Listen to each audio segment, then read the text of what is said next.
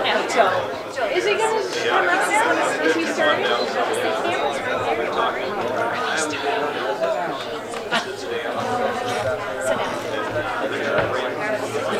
My big hair might be in the way. If I sit down and my hair is in your way, just let me know. Thank you. How many years have you retired? 5. So you just missed it. And Mr. Morrison, I can't come over here, I got in trouble. I'm so good, how are you? No, I said hi, I can't come over, I got in trouble. I'm shit already. Come on in. I'm going to say hi in a minute. When I get safe, it's okay. You don't have to. Right there.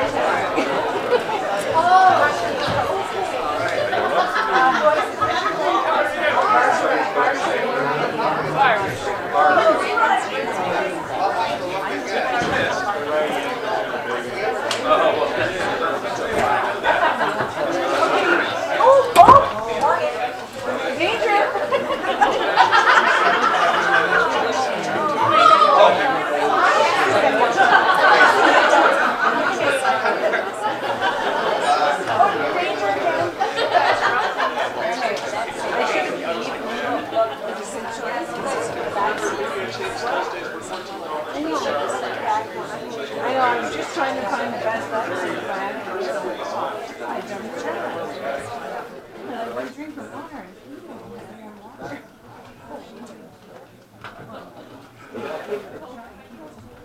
So good evening, everyone. I'm not Larry, just so there's a... Had I known, I would have booked them earlier. Look at this, the place is full.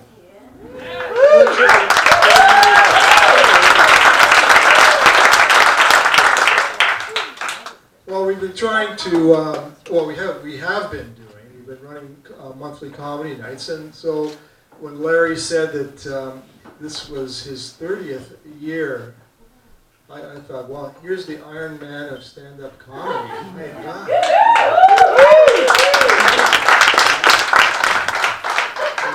So we've known each other for a while, Larry, right? So way back in the...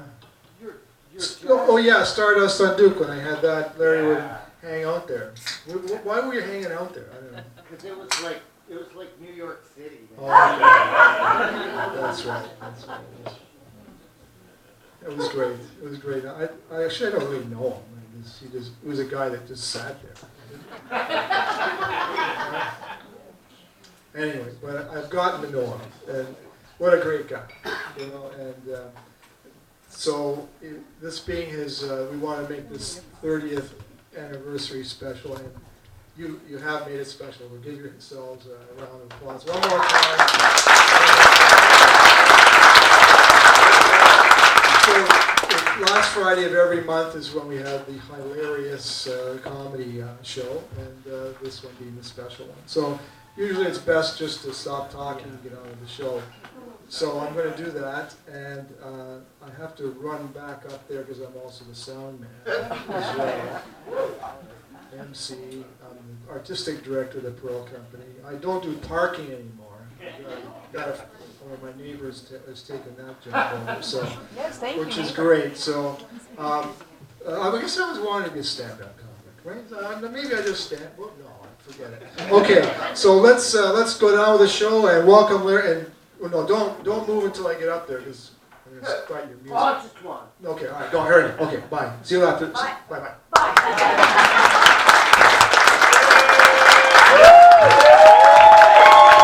Thank you. Yeah, we were going to do a big music cue, but I can't do it. I'm just too excited. I wanted to get out here. There it is. See, there's the music cue. Three Dog Night. For all the millennials, Google it. I used to listen to this in my mom and dad's car all the time when I was a kid. I knew that I wanted to be a miserable person in show business. But it's geeky, Gary. It is great. It is great to be here tonight. Thank you all so much for coming out. You're going to have a great time tonight. Big round of applause for Gary and Barbara. I spent 30 years like doing Joe's Pub in Ingersoll and places like that on a Saturday and thinking like I was in show business. So it's nice to do my 30th at a theater. Now, just so you know how the first half of this show is going to go, oh, you people are late. I hope you have a note. Everybody else has come up and shown their nibbly bits, so I'm just kidding with you. That's in the second half. Yeah, that's what I got to explain to you. We're going to do two halves of the show, and the reason the first half, if some of you saw the poster, the reason the first half of the show is PG-13 is, some of you that know me, I started doing stand-up when I was 18 and I was still in grade 12. And the problem with that is when you're 18 and you're performing in a bar with a fake ID and you're on a comedy show, nobody's going to buy you talking about how fucked up the world is and how tough your relationships are and how about marriage, eh? It's like, dude, have you even banged a chick yet? You know, like... Yeah, banged. I'm trying to make it PG-13, Nancy. Shut up. I've already said fuck once. I'm behind the mall. I grew up behind the mall. I'm trying to do a clean set in the first set. That's why I wore a tie and everything like, yeah, so shut up. Knock it off. You're on having a wonderful Friday. I'm at work! So anyhow... Don't get me swearing, Nancy. That's in the second fucking half. See, because the first half, I'm going to talk to you about growing up in Hamilton and stuff like that, because this is the stuff I did on TV, because it's PG-13, right? You know? So, like, I did the Ben Guyot show back in the 80s and 90s, which means I did every single Canadian comedy show you could do in the 80s and the 90s. Because once you were on after CHH News on a Sunday night, you'd made it. You'd done the entire gambit of the entire circuit of shows to do. But, yeah, you weren't allowed to swear and stuff, so, you know. Plus, when I started out, like I say, I was 18. Nobody was going to buy me talking about other stuff, but they'd listen to me talking about stupid stuff my dad says and going on vacation and stuff like that, you know.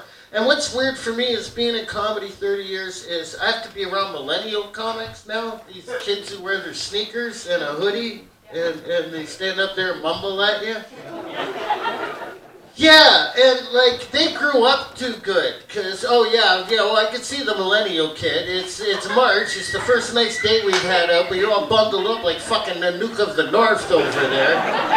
He had to take his jacket off. You look like you're gonna be in a heist movie, dude. See, and they got me swearing. I'm trying to do PG-13. Yeah. Yeah, I'll do that in the second half. I will tell you how pissed off I am about millennials. I hate millennials. I'll sleep with them, but I don't like them. Anyhow, somebody once said to me, you're a dirty old man making that joke. I said, I'm not a dirty old man. Lots of girls in their 20s make poor choices, and if I'm one of them, that's her problem. Yeah, for those of you that don't know me and never met me before, my name is Larry. That's why I grew up to be a comedian and not a male stripper. Because, come on, no girl's turned on if she's out at some big night at the Lion's Den or whatever the hell they have now and she hears, all right, ladies, here he is, it's Larry.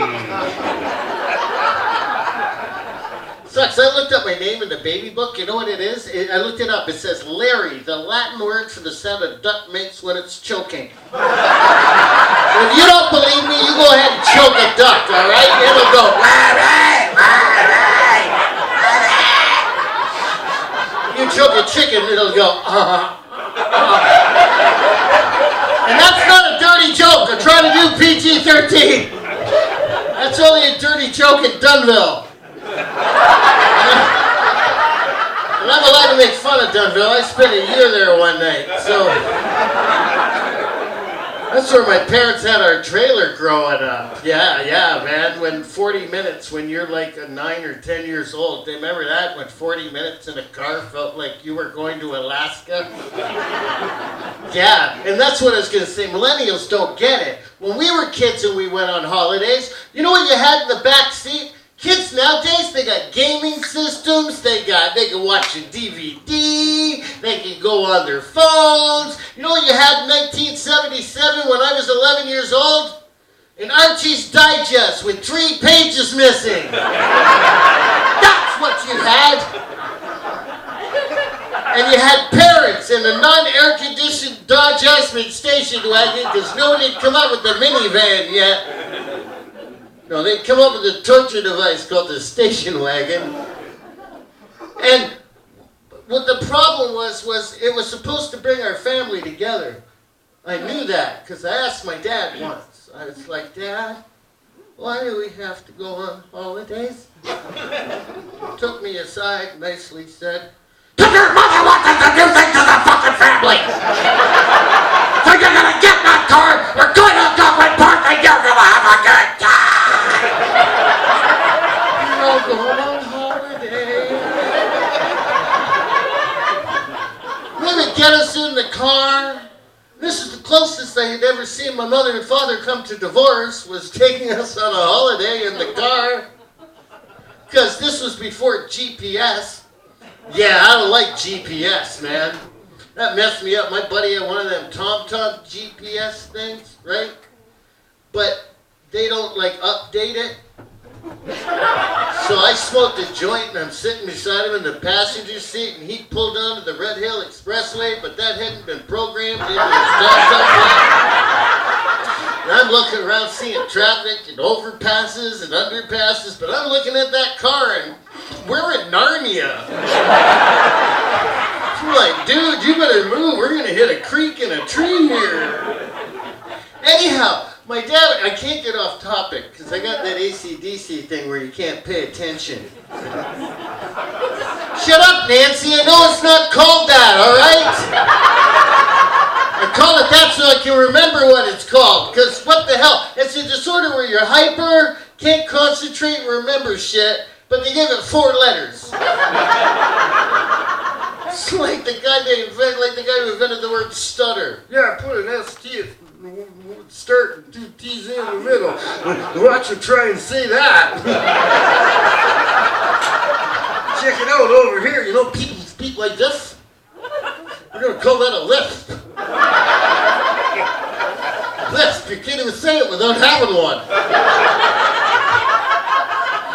So I don't want to get off topic.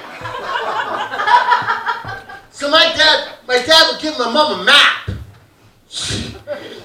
And my mom would look at the map. That was the first mistake, because I don't think he thought she'd use it, but she would.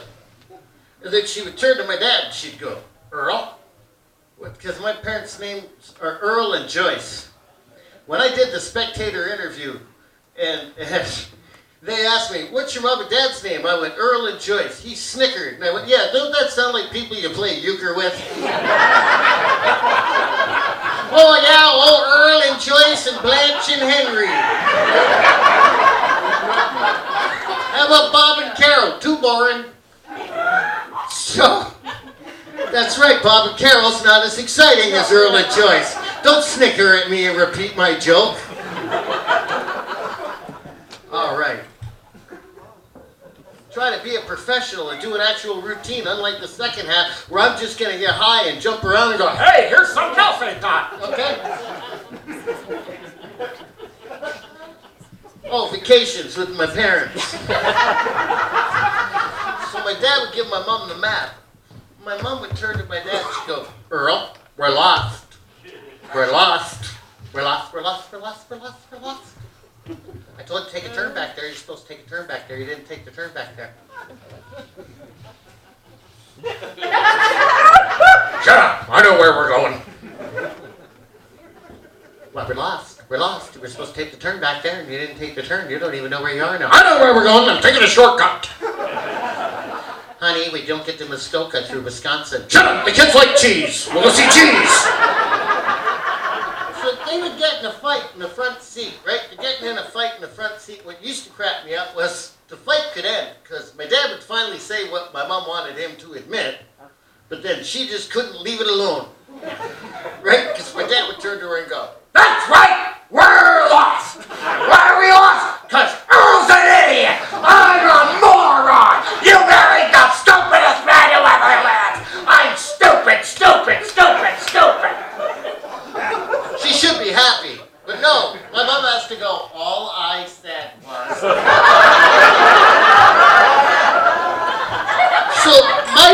having an aneurysm. You don't know how scary it was before you millennials got all hugged and shit like that and told you were special. Most of us are lucky we're here.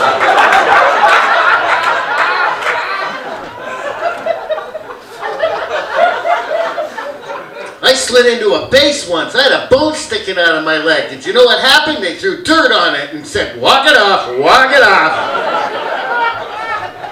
So, that was walk it off. All the dirty stuff's in the second half of the show.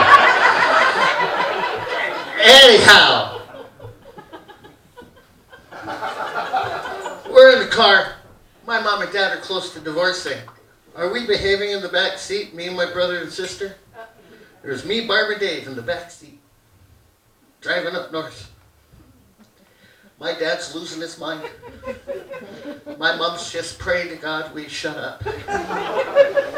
Suddenly my dad would go, I swear to God, you don't knock it off back there. I'm going to pull this car over to the side of the road and beat the shit out of each and every one of you.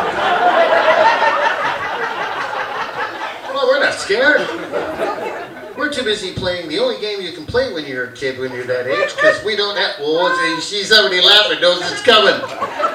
We didn't have no PlayStation or whatever in the car, no video games and shit. All we had was Punch Buggy. For those of you that don't know how to play Punch Buggy, you're in the car. If a Volkswagen Bug drives by, and it has to be a bug, goes by, you're allowed to punch the person closest to you as hard as you can in the arm and go, Punch Bug! But say no punchbacks or they're allowed to knock you right out the fucking window. You see a kid on the edge of the road hitchhiking, bruised arm, leave him there. He knew the rules. He belongs where he is. So we've been playing Punch Bug, and I cheat, and I turn to my brother Dave and go, hey Dave, Punch Bug. Oh, sorry, I didn't know it was a Lincoln Continental.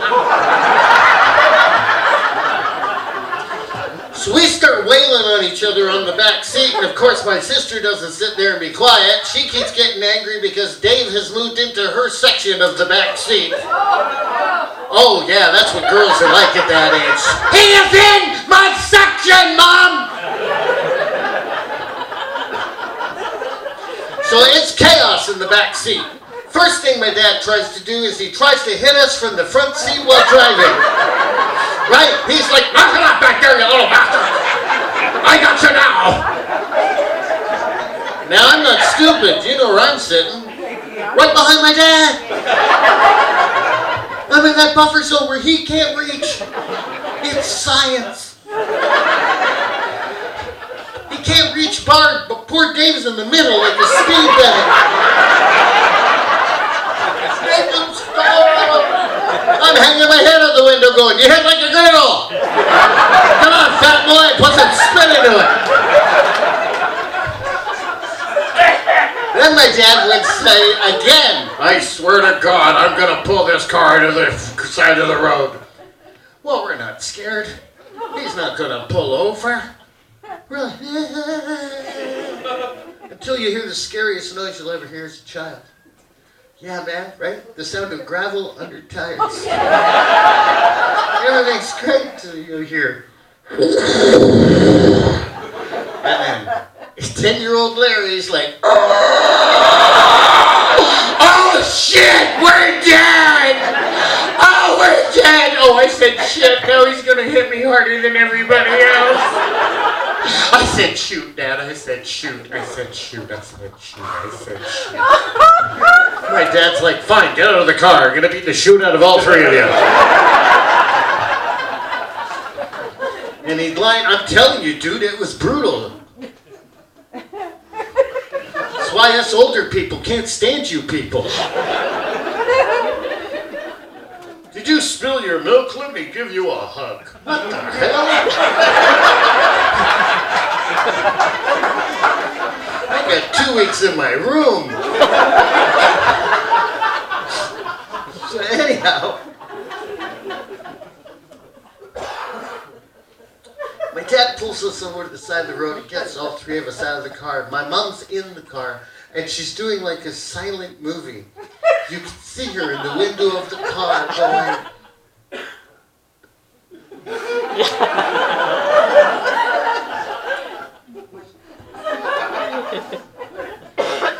So my dad lines us up on the side of the road by height.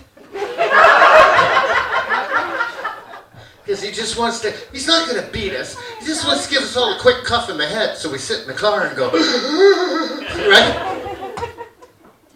So he comes over, pulls his hand back. He's going to give my brother one. My poor sister Barb starts hyperventilating. You know that sister? You know that little girl? Starts going like this. Larry,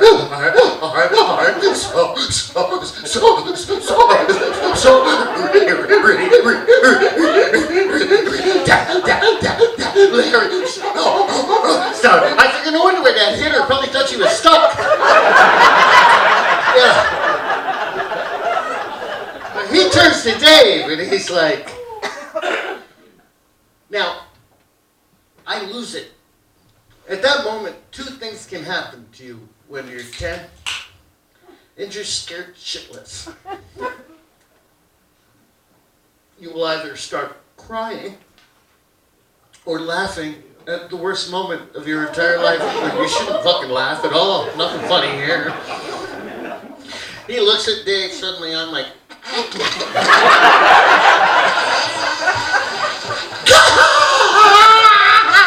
I start laughing. My dad's like, hey, you want something to laugh about? I'll give you something to laugh about. I'm like, hey, you crying? I'll give you something to cry about. You want something to cry about? Oh yeah, that's going to stop me. I cut my finger when I was 9. I was bleeding. I wasn't even going to show my dad. I was afraid to be like, Daddy, I'm bleeding. You bleeding? I got an axe here. I'll give you something to bleed about. Pick up that arm and go to your room. Yeah, man, that's how, yeah. And what is it with dads in the dad chair? Like, I'm a 53-year-old bachelor, because nobody's really sold marriage well to me. Because when you're always the single friend of your friends who are in steady relationships, they never drop by Larry's and sit on my couch and smoke all my weed and go, you know, Larry, I was driving through the neighborhood and I was thinking about you here alone in your apartment, just drawing cartoons and smoking marijuana and wasting your life. And I thought, you know, you need to know what it's like to have a wonderful woman in your life who supports you and stands behind you and thinks you're just the greatest thing that ever lived. Children who look up to you and honor you and want to be like you and just walk around saying how great you are. You don't know what you're missing by being a bachelor, buddy. They never drop by my house and do that. No, they plant themselves on my couch and go, I swear I'm gonna fucking kill her, Larry! Do you have a shovel? That's why I'm here! Oh, where do I sign up? So I've never had children because of that and the government ordinance. And they sent a note to my parents. There's only one of these. So, I shouldn't have smoked such a big joint. Okay. No, that's what I was going to say. What? Shovel. Yeah. So I've never been a dad. That's what I was going to say. And I know I've never been a dad because apparently the minute you have a child, a lazy boy chair opens up out of your asshole like an airbag being deployed from a crashing car. And you will attach your ass to it till your children are old enough to leave the house. And then you retire and go golfing, and you can't do that with a chair connected to your ass. But, yeah, my dad never got out of that chair. He never, I swear to God, I was born and it was like... Right on, look, it's a lazy boy recliner! And the remote came with it! Remember that? Dad wasn't even in it. If you grew up in the 70s and you're a little kid, your dad didn't even have to get out of the chair to hit you. He'd call you over. Yeah. Remember that? He'd be sitting there and he'd go, "Hey, come here." I said, "Come here."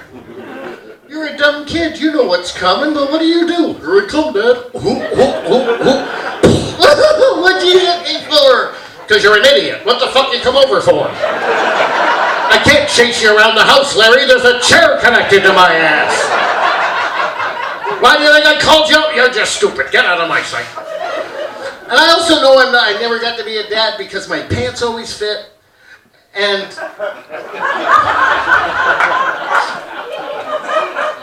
I don't find myself saying stupid shit. My dad used to say some of the stupidest shit. Well, first of all, my dad was bilingual. He was, because every dad speaks English and dad language.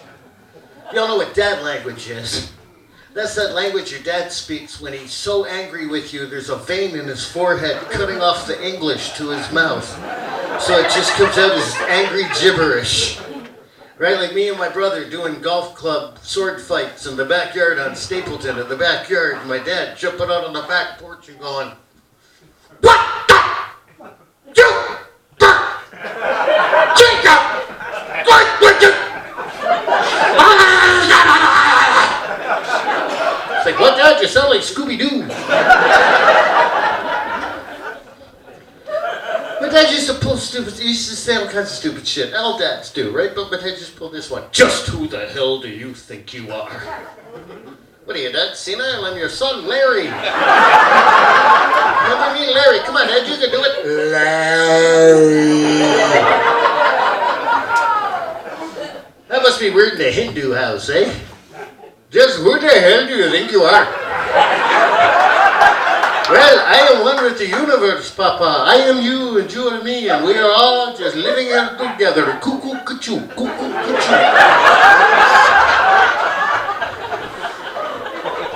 My dad used to recycle stupid shit to say to us kids. I think he ran out of shit. I remember being about 8, I throw a snowball at my brother. "Hey, don't throw snowballs at your brother.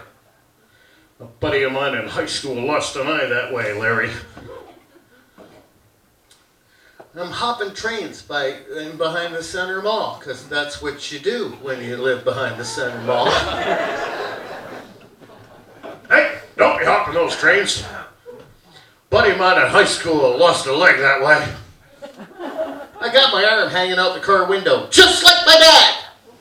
"Hey, get your arm in that window. A buddy of mine in high school lost an arm that way."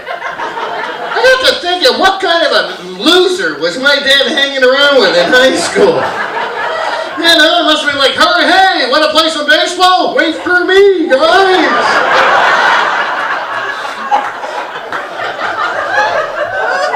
Used to do this one too. "Get out of my sight." You start walking away. "Where the hell are you going?" "We turn invisible, Dad, or we super people?" Man. Anybody here share a room with a brother or sister when you were growing up by applause? Yeah. Woo! When your mom and dad turned that light off on some nights, was it time to go to sleep? No! That's right, it was purple nurple gotchi pull with a noogie time. It was giggle your ass off, knowing that the boom was gonna come. I remember one night, me and my brother Dave were up in our bedroom, we're purple nurpling nergy into our heart's content, laughing our asses off. More fun than two boys in hockey pajamas should ever have. My dad's downstairs in his chair, like where else would he be? And he's in a bad mood, because he's a Leafs fan. No, I don't even like hockey, and I know this is PG-13, but fuck the make-believe. They're killing my dad! My poor sister Barb was born the last year they ever won a Stanley Cup, and I swear every once in a while, my dad loves her, she's here, you know, his little girl, but every once in a while he'd look at her and go, "Is it her fault? Is it?" It's sad. I don't even give a shit about hockey. I was born with a birth defect. I'm a Canadian who can't play hockey. I played at Scott Park Arena for a season. Yeah, you want to talk about tough hockey violence? Try playing at Scott Park. You get it on the way from the car to the rink. It's like, Dad, you grab my bag, I'll grab my stick. I think we can dodge the bullets and that angry person there. Anyhow. Stupid stuff Dad say. Oh, no, sharing a room with your brother. So Dave and I are up there. I smoked the sativa tonight, so I'll be on top of things. Yeah. I love how many older people and people you wouldn't expect to smoke weed laugh at that joke. I'm angry now. I'll do this. I was going to do this in the second step, but let me get it off my chest, and then I'll move on and go back to PG-13. I'm angry they legalized marijuana. I used to buy marijuana at my buddy Jack's house down in his basement while he's watching TV. Oh yeah, there wasn't a whole array of things in a menu to pick from. The weed you got was called whatever the fuck's in Jack's freezer. But I never had to stand behind two soccer moms in their yoga pants, never had marijuana before, keeping me from getting to my gig on time, going, "What is a sativa? Why is it called purple? 'Cause it looks green." There's people smoking weed who shouldn't be smoking weed. That's all I'm saying. It's wrecking a lot of euchre nights and Tupperware parties.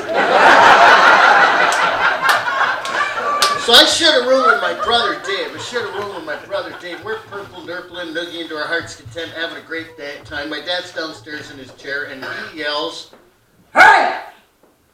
Don't make me come up there!" I'm like, "Come up here. You got a chair connected to your ass. How are you coming up here?" "I'm not scared." So we keep screwing around. He's not coming up here. It's an empty threat. And then we hear the second scariest noise you'll ever hear as a child. The sound of a lazy boy banging off the hallway walls, coming up the stairs. We hear that. My poor brother Dave, he's laughing, he's crying, he's pissing his pants, he's having a great old time. I'm the one who made him laugh, so I just rolled over and pretended I was asleep. Remember this Academy Award-winning performance when you were 10? You thought this would make them think you were asleep? I think I was in bed with a pig or something. And not till I was older. And even then I thought he was going to kick in the door and go, "Hey, knock it off. A buddy of mine at high school lost his dick that way." But he didn't. So, my poor brother Dave, the door opens, and Dave's like gone from laughing hysterically to, I'm pretending I'm asleep. My dad looks at my brother Dave and goes, "I told you to knock it off up here, or there was going to be trouble." My brother Dave's like, "Dad, don't get mad at me. Larry made me laugh." My dad's like, "Nobody can make you do anything." That's when I couldn't help it. I rolled over and went, "I made you come up here, fat boy." And I shouldn't make fun of my dad, because he's here tonight. And apparently I was told when I was 10, I could be 88 years old in a wheelchair, blind in one eye, missing an arm, and I could still kick your ass. Don't forget that. My loins. Only reason you're here. Well, it's true. But I put my dad through a lot, man, because I was a horny drunk person from the age of 14 till I got out of his house, and then I was just a horny drunk person who visited for Sunday dinners. Oh yeah, man, I loved girls, man, growing up, and I just drove my parents nuts with the fact that I liked girls, you know, and I tried to figure out when men and women start liking each other, and I figured it out. It's grade 8. Because up to grade 7, you girls all look like us guys. But the summer between grade 7 and grade 8, every girl gets shipped off to the booby supply store. And they show up in grade 8 and the guy realizes, I will never look a woman in the eye again. I'll try, but it's not happening. We see boobs and we're like, here's my brain, here's my wallet. Can I see him? Can I touch him? Can I be near him? We love boobs, we do, and we don't love them for any sexually perverted reason. We love them because look at them, they're cute. Boobs are cute as a button. They're cute, they're round, they're cuddly, they're tweepy, they're like a Smurf. They are too like a Smurf. There isn't one guy in this room hasn't been in bed with a naked chick, not wanted to roll over once and go, la la la la la la. Don't do it though, or you find yourself naked in the middle of the street screaming, "It was a joke!" Some girls are poor sports. When they bang a comedian, these things happen.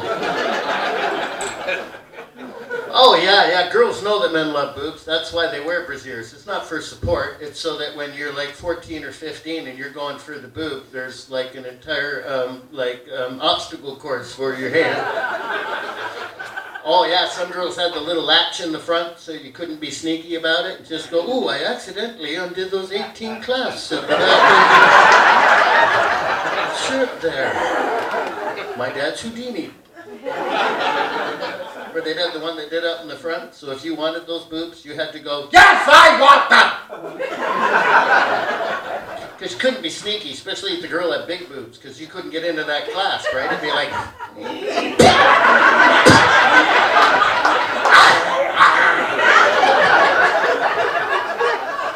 It's like the girls with the underwire bras, it's like barbed wire for your hands. Because you'd be like... La, la, la, la, la. Try to do the sneak over the middle you could do with the little girls, you know, with the smaller girls, you could just sneak up under that little thing because it was just there for show. Underwire was support, and it was like, fuck! And then if you were dumb, you'd sneak up underneath the underwire, but the problem is, it's like a bear trap, it snaps right back on your fingers. And then the girls laughing your ass at you if you go, "Oh, please, let me go, let me go." You're hoping the hunter comes and shoots you just like a dog. Men fall in love with boobs, and that's why we let girls convince us to go to dances. Girls are laughing because they know they only invented dancing to humiliate men because they could do it and we can't. They knew we wanted to get near their boobs, so they'd have slow dances. And we knew when we'd have slow dance, we could get near their boobs, but then they put fast dances on in the middle, so you had to go out and act like an idiot, hoping like they would still do the slow dances with you. Oh yeah, I don't care if you're millennial, Generation X, 1 foot in the grave, I don't care who you are. If you're a man and you were 13 years old, here's how you danced in grade 8.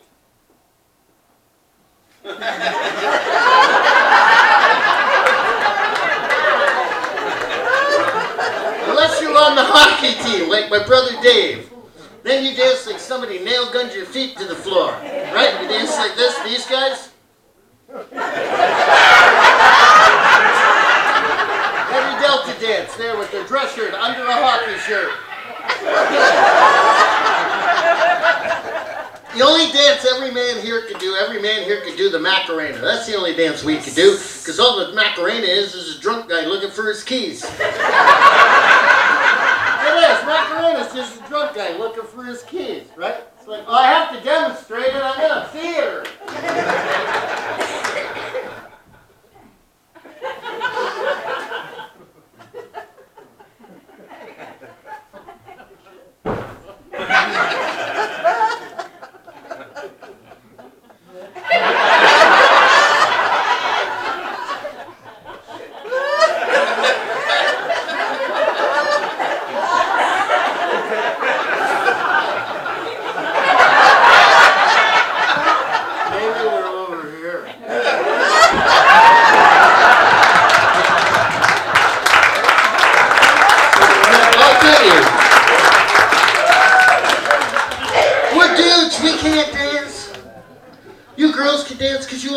Together.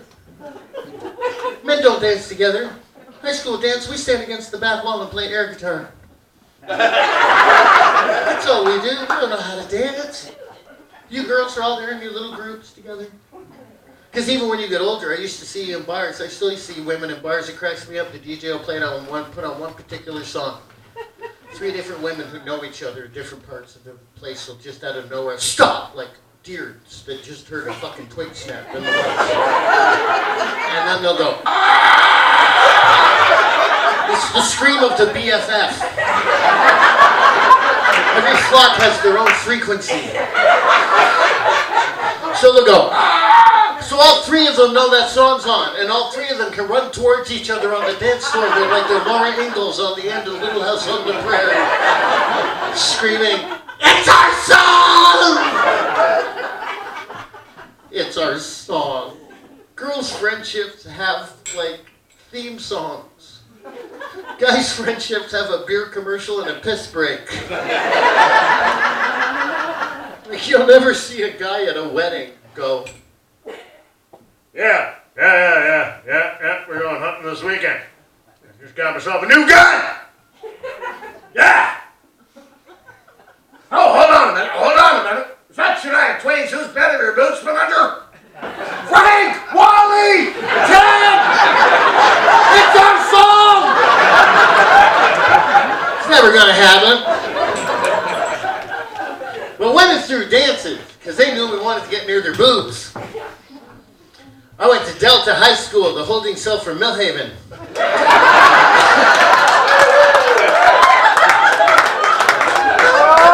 Yeah, everybody's going, isn't it sad they're tearing it down? I said, no, isn't it sad that they're going to burn the ground before they build anything on it? Oh yeah, man. What Delta? I remember going to the Delta. I feel close to people. I'm gonna, you know why women would dance with you in high school? Because they could slow dance with you. And they knew if they slow danced with you, they could make your body do something involuntarily in front of 400 other people you had to spend the rest of high school with. That's right, I feel close to you people. I'm going to share my boner flashback story with you. From 1980.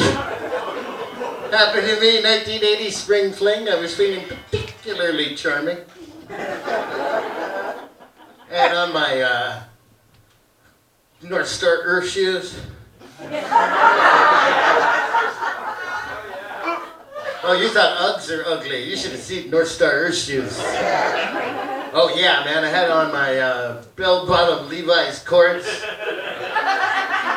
I had, of course, a Lee's belt with a buckle on it. You could serve a turkey to a family of 12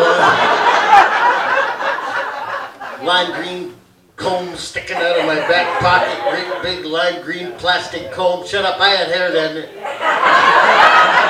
It was beautiful. It was feathered. It was feathered. I've been molting, but it was feathered. I had on my cool velour shirt.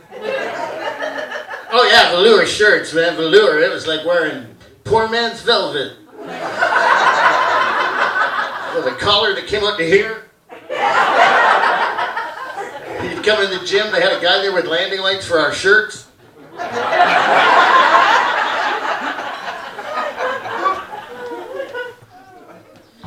Yeah, I remember I was feeling particularly charming. I'm at the dance. I'm going to ask this girl, Cindy Newton, to dance. She's got blonde hair, beautiful blonde hair, early 80s. I don't know why she dyed the roots black, but she had beautiful blonde hair. 1980 blue eyeshadow. Oh yeah, I'm wearing a pleasant blouse, but a peasant blouse with Roadrunner jeans. Roadrunner jeans are why women scare me since 1980, because I once saw my buddy's sister get into a pair of those jeans. And do you know how they get in those tight jeans? They lie down and they get a coat hanger and they put it over there. I went, and you can walk in those shoes? I don't fuck with your kind. So, she's at the dance. I'm going to go over and ask her to dance, right? I tell my buddies I'm going to ask her to dance. They're all standing there waiting, watching me, because they know that in the dance you have to walk across the dance floor to get to the girl you're going to ask. So it's like watching a guy going to the chair. The only thing missing is a priest with a little black Bible. Remember that? Hey, you're going to go ask a girl to dance, and then you realize, oh shit, everybody's looking at me. Everybody's looking at me. Oh God, please don't say no. Because the worst walk is, oh, everybody's looking at me. So I go over, I asked this girl to dance. I find out later on she was on the other side of the dance floor with her girlfriends going, look, here comes Larry Smith. Oh no, I'll dance with him, rub up against him really close, make his pants look like a tent at a Boy Scout convention. And then I'll leave him there in the middle of the dance floor.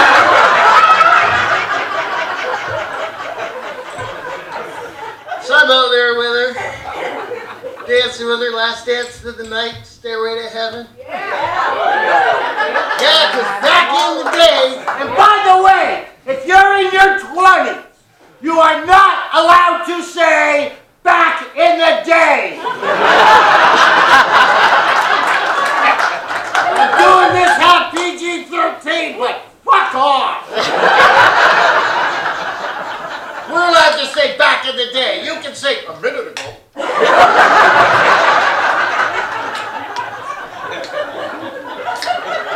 So I'm dancing with Cindy Newton. It's the last dance of the evening, Stairway to Heaven. Stairway to Heaven sucks to dance to. I don't know why we always made it the last dance, because it's long. But it's stupid. It starts out okay. It starts out, there's a lady who's sure, and we're like, and in the middle of it, it's like, and then the guy's like, I don't know what to do.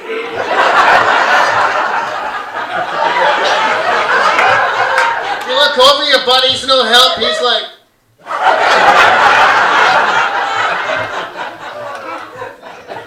squeeze me there in the middle of the dance floor. I don't know what to do. I'm like, Where are you going?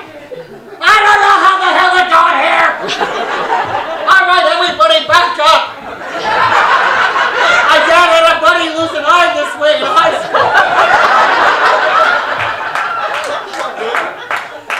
But the important thing I learned in high school was you didn't know how to dance. You didn't have to know how to dance to meet women. You just knew how to know how to get hammered. Oh yeah, man, getting drunk underage, suddenly you can talk to women. The problem is you're not talking English. You think you are, but you're not. Right? You think you've gone over to the girl at the bush party and gone, oh, I say. My name is Lawrence Victor Smith. I attend Delta Secondary School. You're a rather lovely lady out here in the bush party, and I saw your very fetching lumber jacket.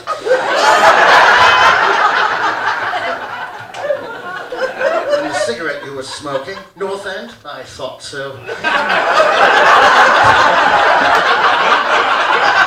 No, I grew up in the East End. We had to have North End girls, or we couldn't find girls our moms didn't approve of. That's how the North End got built. The East End got together and raised some money and said, maybe this will get people off our backs. Shut up, I'm from Hamilton. It's just a joke. Anyhow. You forget what I'm talking about now. Okay, oh, yeah.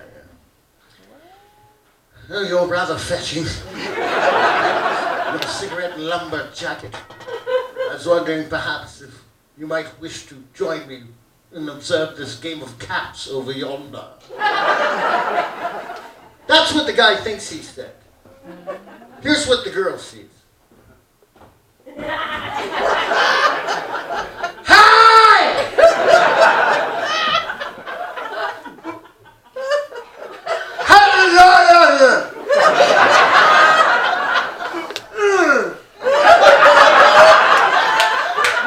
Where you going? It's God's practical joke. We can't talk to women till we get hammered. Then you get hammered, and sometimes you might not be talking to a woman. You can be talking to a houseplant. I've seen guys do that at a party. You're beautiful. What is your name? Ferd. You know, like... That's why I'm glad I don't drink anymore. I only smoke weed. If I'm hitting on a girl, I mean it. I'm doing the driving. You have enough beers, you don't do the driving anymore. Your buddy takes over. You know who your buddy is. The guy who wakes up every morning and goes, what are we going to do today? You know, your buddy, who when you go out to meet women and you don't meet any, who do you go home and shake hands with? Well, we did our best.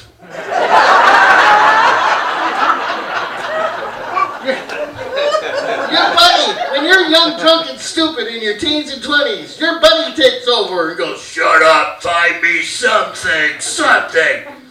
Right? And you go around and you get hammered and you bang the wrong person. Come on, everybody in this room has done this one night, girl or guy. Usually about 6 months after a breakup in your 20s, you will turn to your friends and you will go, look, when we go to the bar tonight, I'm going to get really, really hammered. Now, no matter what you do, don't let me go home with a dog. Which is great, until you, male or female, are hammered at last call, coming up, your friends going, hey! Hey, you ought to meet Julia. Your buddy's like, don't do it, man, don't do it. This ain't your thing, you don't want to do this. What? Fuck you, you're just jealous. Right? That's what happens, and you leave with them. And everybody's had that next morning when you wake up and the person you slept with is gone. Now there's a goat in a black negligee with a cigarette hanging out of his throat. Going, come back, baby. And I don't want to leave you women, huh? You've all woken up with ugly men in your bed. I know, I've been there. Back in my 20s, I weighed 260 pounds and I was yellow. I'd bang a girl on the road, she'd call the local asylum. Come get me, I lost my mind, I think I've woken up with Homer Simpson.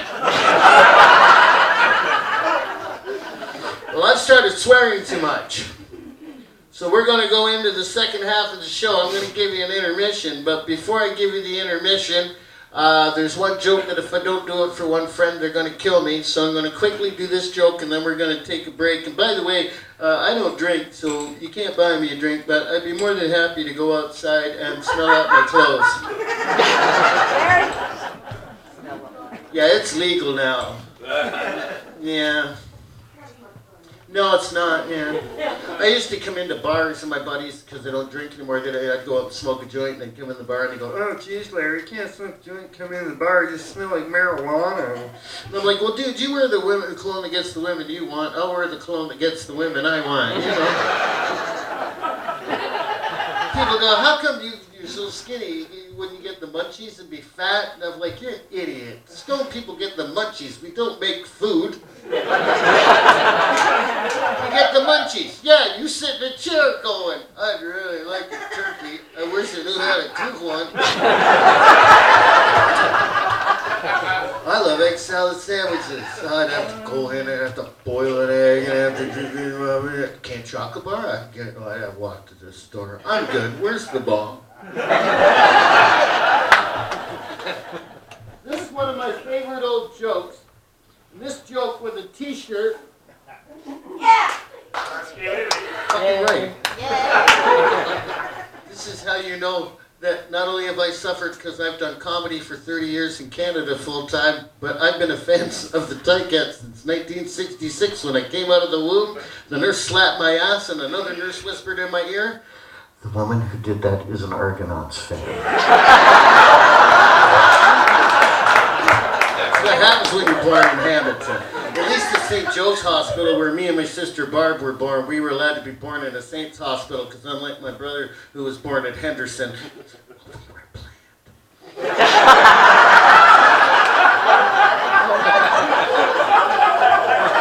my parents could have afforded to have fixed the television set. I would have grown up with my own room. It's fine, I don't like poverty. I love my brother Dave, I do. My parents need one son to be able to go, yeah, this one's ours. Okay, this is a quick joke I'm going to do, then we're going to have an intermission. I'm going to smoke a big fat joint, and then I'm going to... Because that's kind of what I started my career with. You do material. You write material and you do material. And about 15 years ago, I went, screw that. I've done this long enough. I should be able to go up and just screw around and have a good time. And that's what we're going to do in the second set. But it's going to have a little bit of pot humor and dirty shit and stuff like that. So you should know. So this gets you warmed up for that.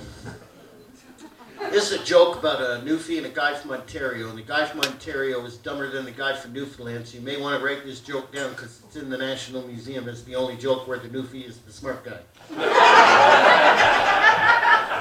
And I love Newfies because it's the new millennium, and because of you guys, we can't make fun of nobody. You can't make fun of nobody. Who they sleep with, what color they are, what religion they are, nothing. But thank God, you can make fun of Newfies all you fucking want. You know humor's over with when there's a bunch of Newfies in Ottawa going, no more jokes, no more jokes. Why can't it be a guy from Etobicoke? I'm not smart too. Okay. So guy from Newfoundland, a guy from Ontario, they're out in the boat fishing, and they're out fishing and they run out of beer. And the guy from Ontario looks over and he sees this beer bottle and he uncorks it, and out pops a genie. If you're a girl, you might be more popular than a dude doing this joke. Just saying. By the way, this is for the ladies. I want you to see how pale the Lair Man is. Very pale. Women love a pale man, because then you can see all the working parts in a pitch dark room. If all women want to bang in the dark, they all want to bang in the dark. They're always like, maybe you like my body, but I don't like my body. Yeah, well, close your eyes and give me a treat. It's Christmas. They'll ask you, why do you go to strippers? Because I want to see what a complete woman looks like, all put together in one piece, not under a blanket.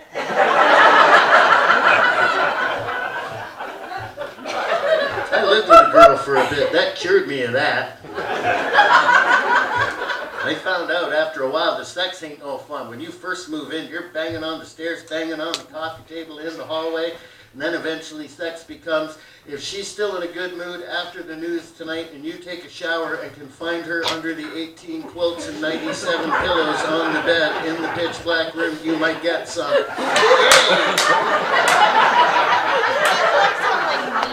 I tell you early in the day like it's going to be a treat. No, it's not a treat. You don't walk around all day going, oh, I'm getting sex later. No, you walk around all day going, don't mess it up, don't mess it up.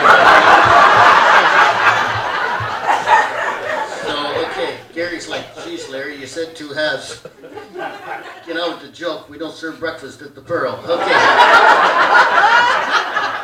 Plus, I need a joint. Okay. Guy from Newfoundland, guy from Ontario, they're out in the boat, they run out of beer.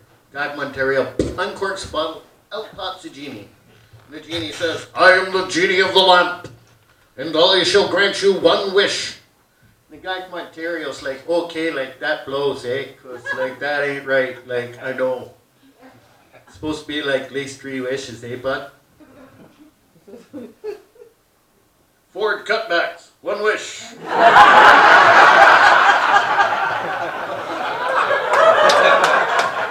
You're lucky we're not in Quebec. I'm wearing religious gear. I couldn't even help you.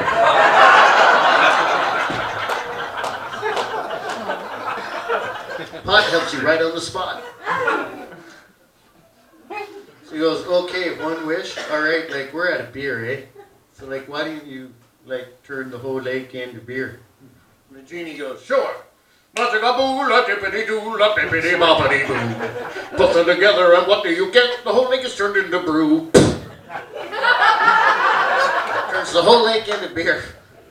The guy from Ontario's happier than a pig in shit. The guy from Newfoundland's like,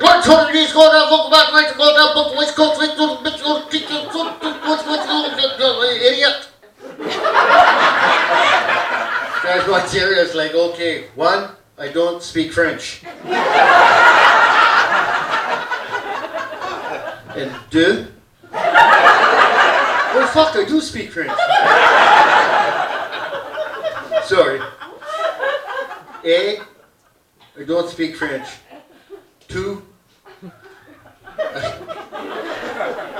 I don't know why you're mad, eh? Like, we was out of beer, eh? Like, genie guy shows up, and I go, turn the whole lake into beer. He's like, boopity boop, and then like the whole lake's turned into beer. Genius. Guy from Newfoundland goes, oh, genius, eh? Did you ever think about this? Now we're gonna have to spend the rest of the day pissing in the fucking boat, ain't we? Enjoy the intermission. We'll see you in about 10 minutes. You guys rock.